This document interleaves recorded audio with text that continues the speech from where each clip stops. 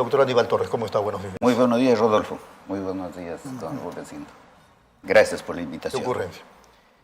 Esta cuestión, ¿no?, de la acusación constitucional y de la habilitación a mi persona para participar en política surge como consecuencia de que varios pueblos del sur solicitaron o pidieron que participe como candidato a la presidencia de la República. En ese momento, por informes de dentro del Congreso de la República, se generó una preocupación y buscaron siempre por buscar mi inhabilitación. Y en ese trabajo están, de manera que eso conozco, no solamente con ese hecho, sino con otras acusaciones constitucionales presentadas allí, pero que no pueden llevarlo todavía a cabo. Con relación a que esta sentencia del Tribunal Constitucional me afectaría, debo decirles a los señores constitucionalistas, que son los opinólogos y que de allí se deduce lo que usted acaba de mencionar, que las sentencias del Tribunal Constitucional, ¿no?, comienzan a regir al siguiente día de su publicación. No son retroactivas. No son retroactivas, pero que lo pueden dar efectos retroactivos porque no vivimos un Estado de Derecho. En eso coincido plenamente con Rudecindo, con lo que dijo la concentración del poder en el Congreso de la República. Y allí sí quiero agregar algo, ¿no?, lo que dijo la misma ex fiscal Ábalos. Dijo que asesores y coordinadores parlamentarios de la fiscal de la Nación han ido al Congreso a conversar con congresistas ofreciendo archivar casos a cambio de que voten en mi contra. La denuncia de Zoraida Ábalos es grave, pero eso tiene que demostrarlo. Pero vamos a eso, ¿no? Yo no estoy diciendo que eso es verdad, no. Lo que estoy diciendo es que ahí hay una denuncia muy seria. Y lo que estoy diciendo es de que si esto es verdad, entonces estamos frente a una tremenda organización criminal que está tratando de sacar a todo aquel que se considere opositor o que no defienda las arbitrariedades que está cometiendo el Congreso de la República con la ayuda del Tribunal Constitucional. El Tribunal Constitucional ahora es un apéndice de el Congreso de la República. Mire lo que ha dicho ayer el señor presidente del Tribunal Constitucional. Francisco Morales. Francisco Morales. Para que haya disolución, el Congreso es el que debe tener la voluntad de ser disuelto. Y este señor tiene título de abogado. ¿En qué universidad le regalaron el título de abogado? Cualquier delincuente, para enviarlo a la cárcel, él previamente tiene que manifestar su voluntad si está de acuerdo o no está de acuerdo.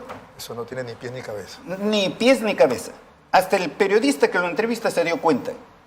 Hasta el periodista que lo entrevista, que tiene una posición radical allí contra el régimen anterior, se dio cuenta de esa enorme barbaridad sin ser abogado. Cualquier persona con sentido común se puede dar cuenta de eso. Es la teoría de así como en los 90 existía la teoría de la autotortura, esta es la teoría de la autodisolución. Así es, autodisolución. También entonces tendrían que decir que para vacar al presidente por permanente incapacidad moral, él tiene que calificar si procede o no procede eso, él tiene que manifestar si es su voluntad o no es su voluntad. Hemos llegado, por supuesto, aquí al ridículo, ¿no? Vivimos un estado en realidad de una dictadura manifiesta, no hay derecho que valga. Todos aquellos que están declarando en la forma que lo están haciendo en los grandes medios de comunicación, no les toca todavía, ¿no?, la ley de la selva que está rigiendo actualmente. Vamos a ver en el momento en que les toque la ley de la selva cómo van a actuar. ¿Cómo van a actuar? Eso ¿no? podría... Pero eso va a ser ya demasiado tarde. Decía, esto puede ser, esto que usted dice, que resulta interesante, por supuesto, sirve para el análisis, puede terminar siendo subjetivo, porque algún televidente podría decir, bueno, el doctor Aníbal Torres se queja, aparentemente hay argumentos, pero si eso fuera suficientemente cierto, la gente saldría a protestar. Y vemos que todo está bien en las calles, de Lima y de provincias. Bueno, todo está bien en las calles, no de momento, pero eso por dentro va caminando, la gente se va indignando, no se va incendiando la pradera. En cualquier momento la sociedad va a reaccionar. Pero también les debo decir que frente a estas gravísimas violaciones de los derechos humanos en el Perú, pueden reaccionar los organismos internacionales. En este momento, por ejemplo, tenemos el caso... A propósito de los muertos de diciembre pero vamos y enero. al caso de los 70 o más muertos por las movilizaciones de enero y febrero, que han habido asesinatos allí, ¿no? Han habido violaciones, grandes violaciones de los derechos humanos, dicho por todos los organismos internacionales, y no pasó nada. Pero que la Fiscalía no nos dice ni siquiera quiénes son todavía los Y no va a criminales. decir. No obstante que hay grabaciones y todo eso. Pero creo que ya hay alguna denuncia ante la Corte Penal Internacional. Y yo desde aquí vamos a convertir en internacional a tu programa. Desde aquí le pido a la Corte Penal Internacional, que rige en Roma, tiene su sede en Roma, que investigue la situación del Perú porque es sumamente grave con relación a la violación de los derechos humanos. Y que allí está comprometido no solamente en esos crímenes el soldado o el policía que disparó, sino los oficiales, ¿no?, que ordenaron para que se haga eso. Pero además está, por supuesto, la Presidenta de la República y el Consejo de Ministros que no detuvieron esa matanza. Y además, señores de la Corte Penal Internacional, está el Congreso de la República que le dio la confianza a los asesinos. De manera que, si ustedes investigan con toda seriedad este caso, objetivamente, sin odio, sin venganzas, por supuesto, y ustedes no actúan así, entonces deben emitir una orden internacional para la captura inmediata, ¿no?, de los que están comprometidos aquí, incluida la Presidenta de la República. Claro que esa captura no se va a producir en el Perú, pero ahora que se está diciendo que puede salir con una orden de captura internacional, inmediatamente la detendrían por esos crímenes que son crímenes de lesa humanidad. Muy bien, para cerrar el tema, antes de la pregunta de Rudecindo, entonces, ¿es consciente usted que cierne sobre su cabeza una acusación por el tema de la negación fáctica? Bueno, sí, como he dicho, la razón ya se sabe, ¿no? Yo ya lo sabía y ya lo he dicho públicamente. Y he sido informado que se está trabajando en ese sentido. Y hay acusaciones constitucionales presentadas allí. Como en mi persona no van a encontrar absolutamente nada de irregular, ¿no?, que me haya apropiado de 1 céntimo de los erarios del Tesoro Público, entonces lo que buscan son estas cuestiones, porque no hay otra forma como me podrían... Va a tener que ir al Congreso usted a defenderse. Si es que me citan, pero mire usted, están peleando contra su sombra, porque yo no soy candidato presidencial, ¿no? Eso está por verse, podría ser también, no lo puedo negar, ¿no? Pero en este momento no soy candidato presidencial, nunca lo he dicho, ¿no? Así lo he dicho permanentemente, que no lo soy como no lo soy. Y no es prioritario ahora las candidaturas presidenciales, no es prioritario. En este momento es prioritario en el país recuperar la democracia. Eso es lo prioritario. Y para eso hay que unirnos todos los peruanos, de todas las ideologías, de toda la condición política, social, económica, religiosa, de todas. Nos tenemos que unir para recuperar la democracia. Recuperar la democracia por la vía del derecho no es posible. ¿Por qué? Porque el derecho no opera en el país. Entonces, el pueblo sí lo puede recuperar la democracia.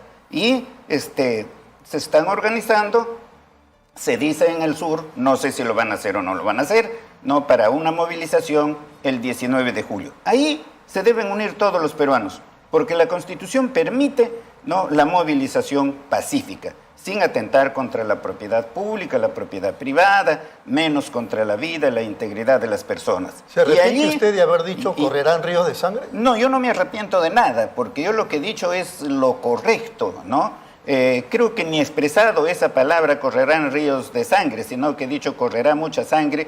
Eso es con relación a la realidad. Yo he visto en la comunidad, ¿no?, cómo Pedro Castillo tiene un apoyo, entonces observaba eso. Si a Pedro Castillo ahora lo vacan, ¿no?, le dan el golpe, entonces va a haber, ¿no?, reacción de la población y va a correr mucha sangre. Que lo dije en una vez, y algún político no calificado allí, creo de puerco, no sé qué cosa, dice que he dicho no chidí ese. Porque esos políticos pues son gente que no tienen ningún límite en sus expresiones. Dicen cualquier cosa, lo que les llega a su mente. No saben lo que hablan, no saben lo que hacen, ni son consecuentes con lo que dicen. Muy bien. ¿No? Vamos a ir a una brevísima pausa y luego vienen las preguntas de Rudecindo Vega. Estamos con nuestro invitado, el expresidente del Consejo de Ministros, Aníbal Torres.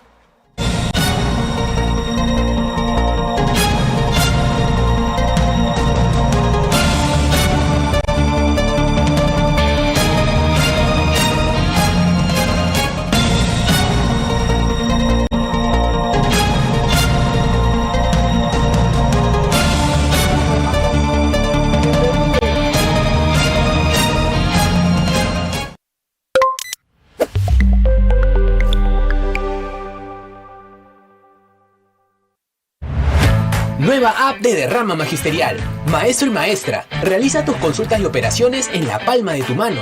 Con el nuevo app Derrama Magisterial podrás realizar tus operaciones en todo momento y desde cualquier lugar. Solicita un crédito, consulta el estado de tu cuenta individual, accede al estado de tus créditos, actualiza tus datos, accede al servicio de asesoría legal gratuita.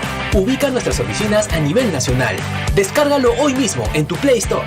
Derrama Magisterial, seguridad social para el maestro. ¿Buscas lo mejor para tu hogar? En Plaza Hogar podrás elegir, diseñar y plasmar todas tus ideas. Todo lo que soñaste está en Plaza Hogar. Diseños exclusivos y precios sin competencia. Cómprale al Perú. Ven a Plaza Hogar. La emoción de encontrar lo mejor para tu hogar. Avenida Angamos, 1551 Surquillo.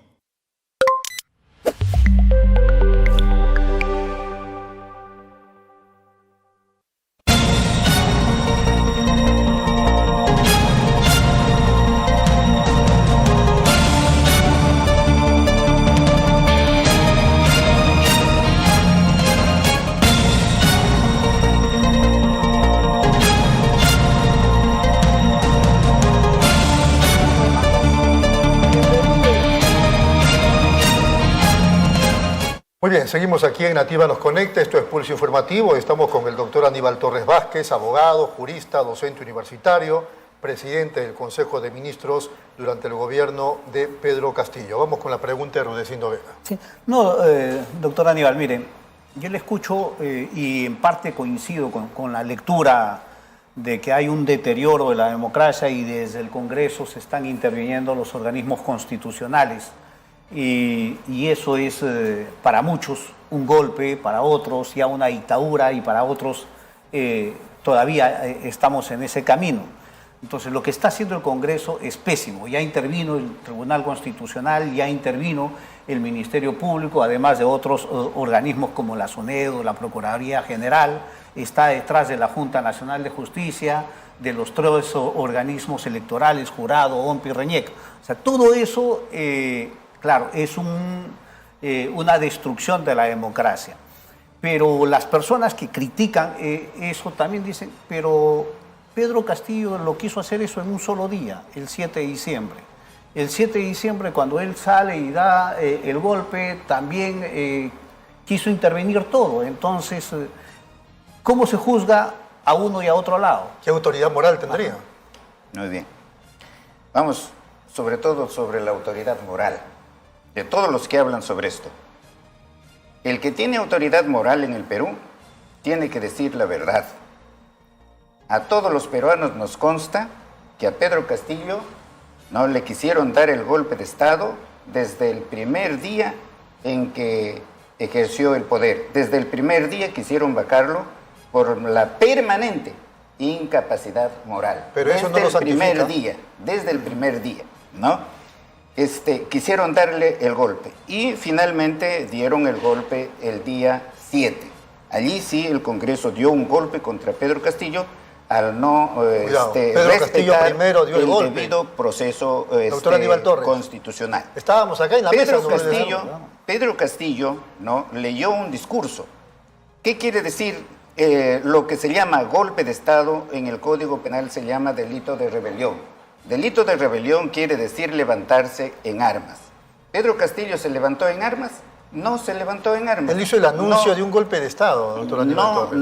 Pero no está tipificado ese hecho No van a encontrar ustedes en ninguna norma del Código Penal que dice que el que dice que va a dar un golpe de Estado comete delito de rebelión. No van a encontrar. Pero es una infracción constitucional. Pero no es golpe de Estado. Y por eso puede ser sancionado y por eso puede ser Claro. procesado. En ese momento del mensaje, él dejaba de ser presidente constitucional, de eso no hay ninguna duda. Ah, caramba, ese es el otro error. Bueno, pero comencemos por esto. Todos los peruanos saben que los que ahora le califican de golpista a Pedro Castillo lo quisieron golpear desde el primer día en que ejerció el poder mediante la vacancia presidencial en forma permanente. El día 7 no hubo golpe de Estado por parte del presidente, no hubo un levantamiento en armas, no hubo una usurpación de poderes, no asumió los poderes de ninguno de los otros organismos del Estado, no presentó ni siquiera un proyecto de decreto ley asumiendo las funciones, no lo presentó. Eso que dicen que está en la impresora, muy bien.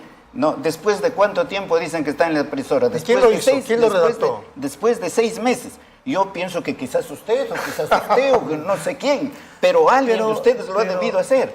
Porque después de 6 meses encuentran eso, no obstante que la Fiscalía dice que eso no lo encontró, que lacró la máquina. Pues ahora, si ya encontraron eso, ya saben qué personas manipularon esa máquina. Ya lo conoce. El Ministerio Público ya lo tiene que conocer.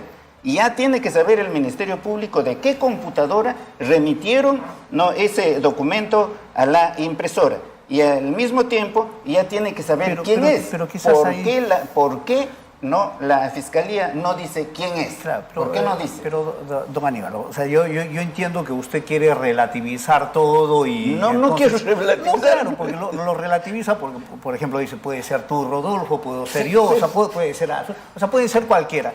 Y cualquiera no sale sentado en Palacio de Gobierno, en el sillón presidencial, convoca a las cámaras y delante de las cámaras dice que disuelve el Congreso, que disuelve la Junta Nacional de Justicia, el Poder Judicial, el Ministerio Público. O sea, nadie sale a decir eso.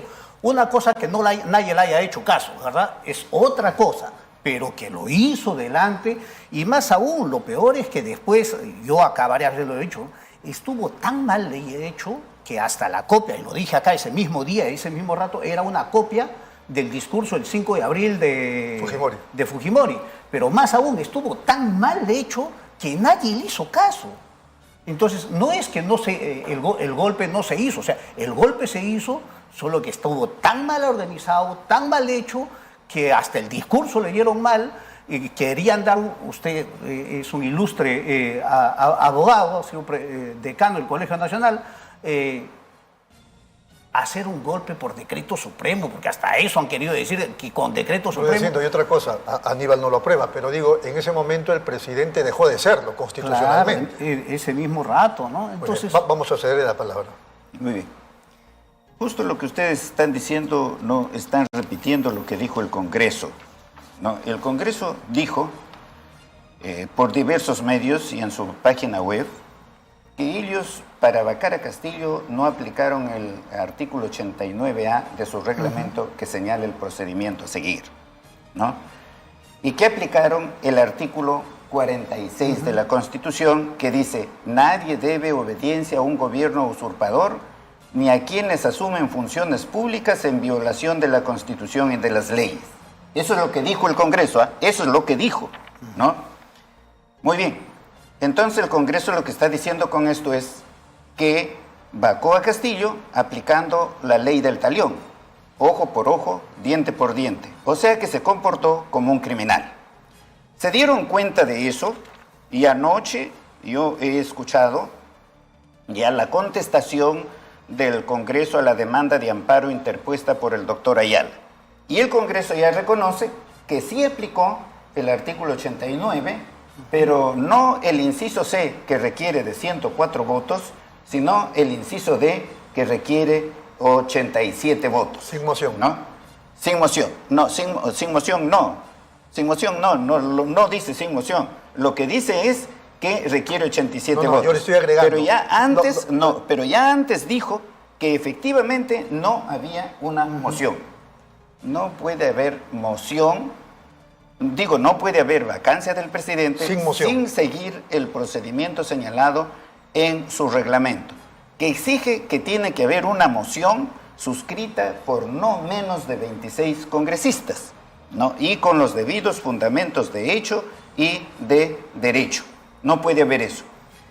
Si el Congreso dice que aplicó el inciso D del artículo 89, pues tiene que entender el Congreso que el inciso D no es aislado, sino que forma parte de un conjunto de reglas que están en el artículo 87. En primer lugar, la presentación de la moción. Sin moción no hay vacancia. En segundo lugar, que el Congreso inmediatamente comunique eso al presidente de la República. En tercer lugar, que el Pleno del Congreso, con 52 congresistas, admita la moción. Pero quizás ahí, doctor, usted hace toda esa referencia y eso es cierto. O sea, nadie le puede poner en duda, pero eso es en una época regular, normal. Este es un golpe inmediato, entonces lo capturaron en flagrancia. No es algo que se hizo regularmente. El procedimiento que usted señala es en una vacancia regular. Es en los tres procesos que el Congreso estaba siguiendo a Pedro Castillo. O sea, ese es el trámite regular. Pero lo que hacen es, antes de votar el tercero o el último, lo que dicen es, no vamos a vacarlo por este tema, sino esto se queda ahí en proceso y lo vacamos por 1/4. ¿Cuál es ese cuarto? La flagrancia del golpe de Estado. Muy bien. Y eso sí no tiene que seguir todo ese procedimiento. No, lo que pasa es que ahí tampoco se han informado bien los periodistas. El artículo 89 señala una regla, una excepción para esas situaciones. ¿Cuál es? El artículo 89A del reglamento del Congreso dice que incluso lo pueden vacar el mismo día, en la misma fecha, adelantando la fecha. Pero para eso, ¿qué se requiere? El acuerdo del Pleno con las 4/5 partes de congresistas, o sea, 104 congresistas. ¿Hubo eso? No hubo. Si hubiese habido eso, por supuesto, lo podían hacer el mismo día, ¿no? Y con una votación también de 104 votos. ¿Y cuántos obtuvieron? 101 votos. 101. Señores, de acuerdo al ordenamiento jurídico, de acuerdo a la ley, el Congreso no se puede portar como un delincuente. Si, el que juzga, no, al delincuente no le dice, tú has cortado un dedo, te corto el dedo. No, lo tiene que seguir un proceso. Hay un proceso allí que es muy acelerado, lo podía hacer ese mismo día, siguiendo esas reglas. No siguió esas reglas, violó esas reglas, se comportó al margen de la ley. El Congreso dio un golpe de Estado contra Pedro Castillo, lo vacó, pero Pedro Castillo no sigue siendo el presidente de la República porque esa vacancia es nula. Por tanto, si no siguió ese procedimiento, como ahora mismo lo dice en su contestación a la demanda, al tribunal que ve este recurso de amparo, no le queda otra salida que declarar fundada la demanda y por consiguiente nula la vacancia. No hay otra. Jurídicamente no hay. Una pregunta ahí. Entendamos que lo que usted dice y lo que argumenta está en lo correcto. Me pongo en ese escenario y que por lo tanto Pedro Castillo seguiría siendo el presidente de la República. Eso quiere decir que tendríamos como presidente a alguien que rompió el Estado de Derecho, a alguien que dio un golpe de Estado y que seguiría siendo santificado. O sea, lo que le digo es, en uno tenemos posiblemente fallas formales, pero en el otro tenemos una agresión profunda y de fondo al Estado de Derecho. Muy bien. Ustedes continúan con eso de que Pedro Castillo dio un golpe de Estado. Ya les he manifestado. Yo no, pero responde yo si soy en convencido. Que en el Perú, las personas decentes, honestas, tienen que decir la verdad tal cual es. Los golpistas quisieron derrocar a Castillo desde el primer día. Incluso antes trabajaron para vacarlo, por una cuestión allí de discriminación, por una cuestión especialmente racista, reconocido ahora por todos los organismos internacionales, no solamente por Aníbal Torres y eso, no, por todos los organismos internacionales, ¿no? Eso de allí tienen que partir, y encontraron esa oportunidad para darle el golpe. El Congreso le dio el golpe Está hablando, ese día 100 de haciéndole diciembre. preguntas sobre el discurso. Ahora, el discurso, preséntenme. Yo exijo, desafío a un jurista que me traiga o que presente públicamente una norma de la Constitución o una norma del Código Penal que diga que leer un discurso es golpe de Estado, es delito de rebelión. No, La justicia no se administra de acuerdo a los sentimientos, de acuerdo a las pasiones, no. La justicia se administra de acuerdo a los hechos debidamente probados y conforme a la ley. El hecho para ser sancionado tiene que estar previsto en el supuesto de la norma con toda claridad. Pero el derecho no solamente son leyes, si el hecho de la realidad, el hecho es que el 7 de abril dio el golpe de Estado. Por ejemplo, lo que dice mi amigo Rodolfo, que no es solamente la ley y todo eso. Esa es otra cuestión, claro, y ustedes no tienen por qué saberlo, ¿no? Pero en derecho penal rige el principio nullum crimen nullo apenas sine lege, ¿no? El principio de legalidad. No es como en civil, comercial, constitucional, en donde rigen también a falta de ley los principios generales. Pero ese es el tema penal, ¿no? Doctor Aníbal, porque el presidente deja de ser presidente por la infracción constitucional y por la sanción del Congreso. Si quiere, es el juicio político. No hay un juicio penal ahí. O sea, no es el tema penal. No puede haber sanción sin seguir el debido proceso. No puede haber, ¿no? Sin seguir el debido proceso no puede haber, porque las normas de procedimiento son normas de orden público, no, que nadie puede transgredir, nadie puede entonces violentar. ¿Estaría justificado, según usted, el golpe que dio Pedro Castillo? No hay Yo golpe. sé que usted dice que no hay golpe. No hay golpe el discurso que dio, eso que salió a burlarse de la gente, vamos a decir. En eso usted tiene razón, que hay una infracción en la Constitución, ¿no? Es distinto una infracción administrativa a una infracción penal. El Congreso de la República, por una infracción administrativa, pudo procesarlo administrativamente y aplicarle una sanción administrativa, una amonestación, una suspensión, una destitución. Lo pudo hacer siguiendo el procedimiento que está señalado en su propio reglamento. No lo hizo. ¿Quién va a decir, no, de que el haber leído ese discurso no constituía una infracción constitucional? Quedemos con que es solo un discurso. Yo discrepo, pero quedémonos con esa idea. ¿Usted lo justifica? No, yo no lo justifico. A mí me sorprendió tremendamente. Ustedes saben que yo lo acompañé a Castillo hasta cuando lo llevaron al lugar. Entonces yo le pregunté, no por lo que estaba en Palacio, sino ese día le pregunto, pero ¿por qué hiciste eso? ¿Qué me manifestó? Doctor, ya tenían los votos para la vacancia. Y si no lograban, les faltaría 1 o 2 nada más, entonces ya tenían todo listo para la suspensión. Y a todos nos iban a meter a la cárcel. Ahora, yo ya no seguí indagando porque yo tenía que mantenerlo en la tranquilidad. Entonces es falso que lo estaban amenazando de muerte. No. Eso de que lo estaban amenazando de muerte, eso de que lo estaban amenazando de muerte, las amenazas de muerte existieron desde la segunda vuelta. Eso existieron. ¿Quién lo puede negar? Además fue público, vamos a decir. A mí en la calle, cuando esta gente que se cree muy culta, pero que son gente que absolutamente ignorante, amenazaban de muerte si no leía el discurso. Y que me dicen, comunista, terrorista, te voy a meter un balazo. Eso es lo que saben decir, eso hay.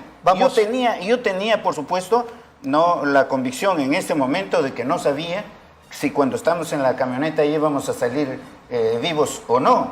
Lo estaban apuntando a la camioneta. Estaba Castillo con su hijita menor. Es un hecho público, eso nadie lo puede negar, ¿no? Lo que yo no concibo es por qué alguien ha dicho de que él estaba drogado. Yo no lo he visto nunca que he estado drogado. Bueno, vamos a ir un ratito. Eso no es correcto, no que en la defensa se hagan alegaciones que no corresponden a la realidad. Vamos a una pausa brevemente y luego seguimos ya con la última parte de la entrevista al ex premier Aníbal Torres.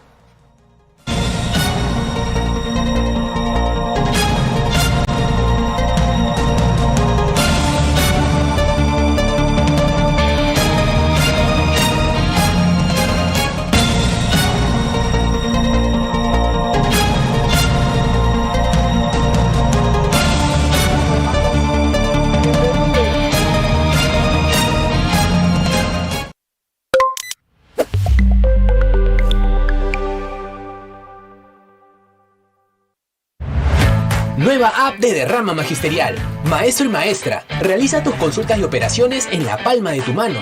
Con el nuevo app Derrama Magisterial podrás realizar tus operaciones en todo momento y desde cualquier lugar. Solicita un crédito, consulta el estado de tu cuenta individual, accede al estado de tus créditos, actualiza tus datos, accede al servicio de asesoría legal gratuita.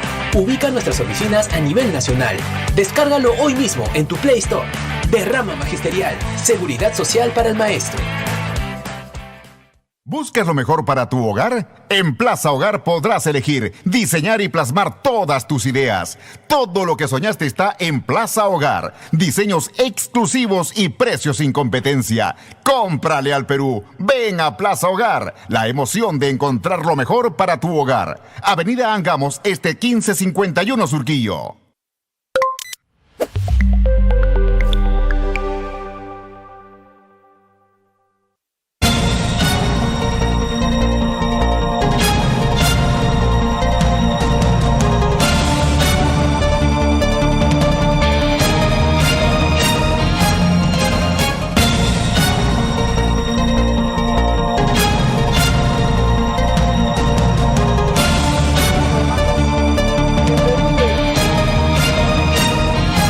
Muy bien, seguimos aquí en Nativa Nos Conecta, esto es Pulso Informativo, estamos entrevistando al ex premier Aníbal Torres, la entrevista la hacemos junto con Rudecindo Vega. Yo tenía dos interrogantes más antes de la pregunta de Rudecindo, una de ellas un poco insistiendo en el tema del mensaje presidencial del golpe.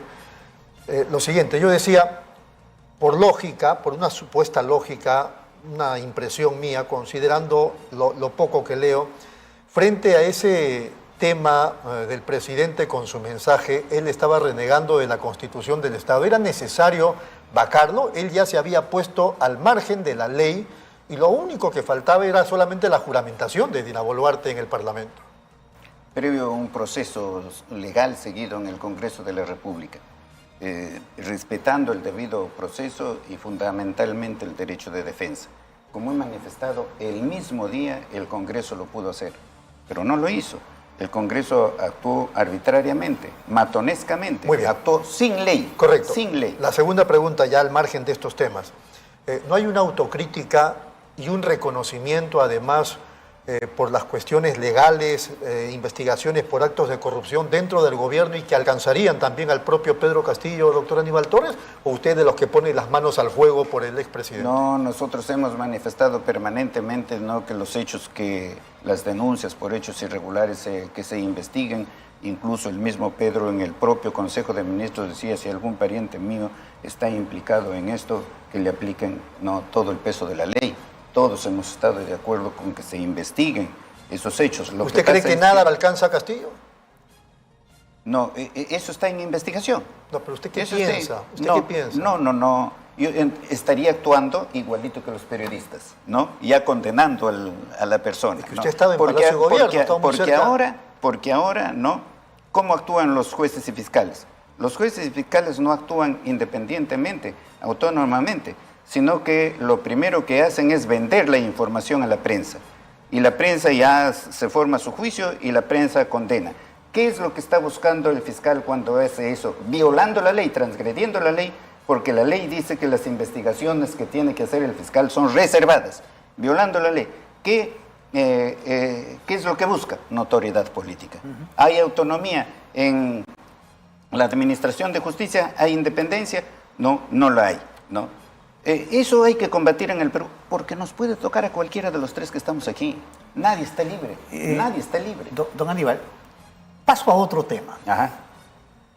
Usted compartió gabinete todo el tiempo desde el inicio del gobierno hasta el día que renunció con Dina Boluarte. Sí. Ustedes han sido ahí permanentes, o sea, sí, cambiaban todos y ustedes seguían ahí junto a dos más, ¿no? Durante todo ese tiempo, claro, Dina Boluarte dice, pero el tema del golpe lo venían planificando hace 6 meses. Entonces, ahora lo dice como presidente. Entonces yo digo, una ministra como ella, que sabía que venían planificando el golpe desde hace 6 meses, ya ella era partícipe del golpe. Entonces, ¿cómo se puede juzgar el comportamiento de Dina hasta 7 días antes o 5 días antes del 7 de abril, para no decirle el golpe, porque a usted no le gusta, ¿verdad? Inmediatamente a partir del 7 en la tarde. O sea, ¿cuál es el comportamiento? Bueno, con la doctora Dina he trabajado todo el tiempo, no como ministro allí. No hemos tenido ningún enfrentamiento. Que si se estaba planeando el golpe desde hace 6 meses, no sé a qué se refiere al golpe de quién, al golpe de Castillo. Entonces, como usted dice, ella ha participado en ese planeamiento, ¿no? Lo cierto es que en ningún momento hemos hablado, ¿no?, de golpe de Estado, en ningún momento. A lo más hemos hablado, ¿no?, y explicado simplemente allí cómo es la cuestión de confianza, a lo más, ¿no? Pero sí, lo que ella estaba haciendo, y nosotros conocíamos, es que estaba complotando contra Castillo, porque ella quería, ¿no?, ser presidenta. A tal extremo que en una reunión, en pleno Consejo de Ministros, un ministro, recuerdo el ministro Salas, le dice, no, la doctora ha dicho que si vacan a Castillo, ella renunciaría inmediatamente. Sería bueno que eso lo haga público. No, a ella, por supuesto, no le gustó eso. Pero que estaba comprometida en estos hechos era evidente, y ya finalmente, ya en los últimos meses, diría yo, ya la cuestión era mucho más notoria. Si era evidente, ¿por qué no la sacaron? Esa es la cuestión. Que Castillo sí lo quiso sacar 2, 3 veces, ¿no? Y en una ocasión, yo estuve en mi oficina, ella ingresó violentamente, llorando desesperadamente. Doctor, Castillo no quiere que siga siendo ministra, ¿no? La vi a la señora en esas circunstancias. Le dije, doctora, espéreme un momentito.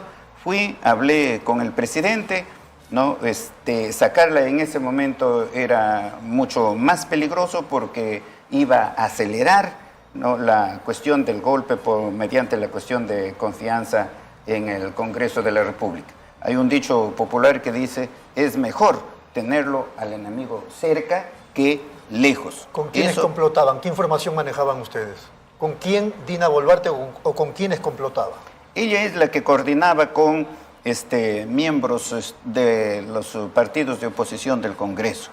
Eso es lo que hacía ella. Y finalmente a eso era ya manifiesto, ¿no? Era manifiesto. O sea, usted, vamos a decir, la salvó para que se mantenga dentro del gabinete. Yo no puedo negar eso, sí. Porque iba a acelerar mucho más en el Congreso. Iba a acelerar mucho más en el Congreso. Miren ustedes, la prensa nacional habla 1000 de cosas aquí. Como muchas que escozo. Ya, pero brevísimamente. La conducta de la señora Dina. En un periódico de España, El País, 20 de junio. Esto es prensa. Comparen esto con la prensa nacional. ¿Qué dice aquí? Con relación a que ella dice que va a continuar hasta el 2022. Es un anuncio de la mandataria. Este anuncio de la mandataria supone un incumplimiento claro de su compromiso con la ciudadanía. ¿A qué se comprometió con la ciudadanía? Adelantar las elecciones.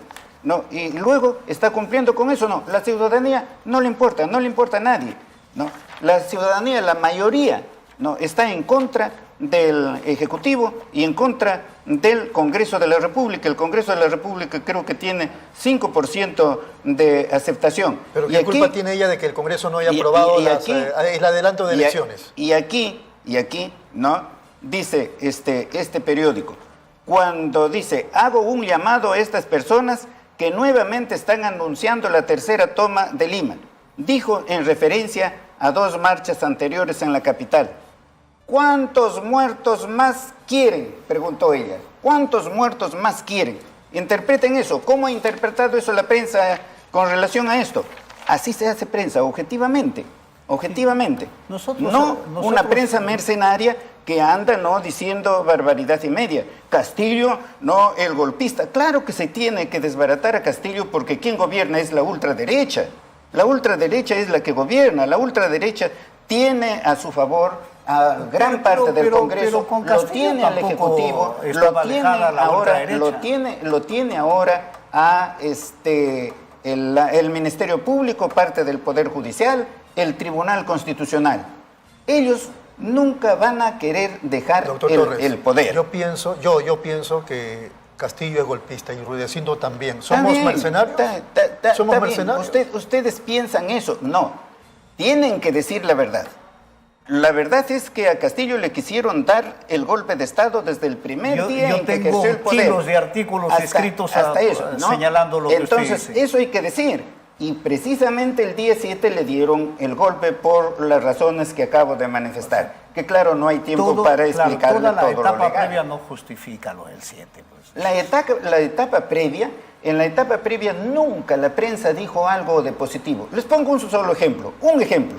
Dicen que el actual gobierno es bueno, que es personas inteligentes y todo eso. Les pregunto, ¿cómo está la seguridad ciudadana? ¿La seguridad ciudadana estuvo igual que en la época de Castillo? La inseguridad ciudadana se ha elevado enormemente en el país. ¿Quién fue mejor? ¿El ministro de Castillo o el ministro de Dina Boluarte? Ninguno de los dos, son malos los dos. No, ninguno pues. Bueno, pues. Pero doctor Aníbal, ustedes han tenido 7 ministros del Interior en 9 meses. Comparen tiene ustedes, 2. ninguno de esos inútiles los ministros, anteriores, inútiles los actuales. Ninguno No de se esos defienden anteriores inútiles. fue peor que los que tenemos actualmente. Económicamente, ¿cuánto está creciendo el país? 2%. ¿Cuánto creció con Castillo? ¿Cuánto? 3%. 3%, señor. Doctora, Ahí hablen la verdad. Usted quiere 2%. comparar inútiles contra inútiles. No se compara. O sea, los inútiles son inútiles. Bueno. Pero la cuestión es que no hay que decir, pues, que el gobierno de Castillo fue un desastre y el actual esto es tan desastre como el anterior. Se acabó el tiempo. Ha sido muy amable. Los doctor. agradezco muchísimo. Muy gentil. Ha sido el doctor Aníbal Torres, expresidente del Consejo de Ministros. Gracias a Rudecindo Vega y a ustedes por su sintonía. Permiso.